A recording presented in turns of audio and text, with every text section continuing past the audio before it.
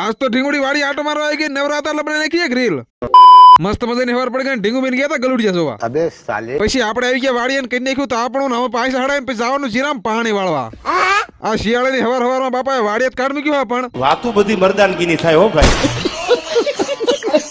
અલ્યા પણ ગાંડો થઈ ગયો હું કેટલો ઝાકળ પડે તું જીરામ પાણી વાળે ઝાકળ ભલે ગમે એટલો પડે પણ મરદ માણસ તો જીરામ પાણી વાળ જ તે अभी मैं गाली नहीं दे सकता.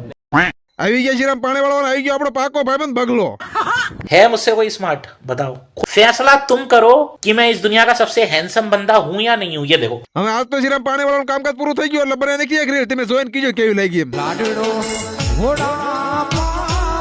कौन है ये लोग? પછી ગાડી લેવાની ફટકી મારીને આવી ગયા બીજી વાડીએ અને આયા તો બાપુ જામફળ રોકડામાં ટમેટી સોંપે છે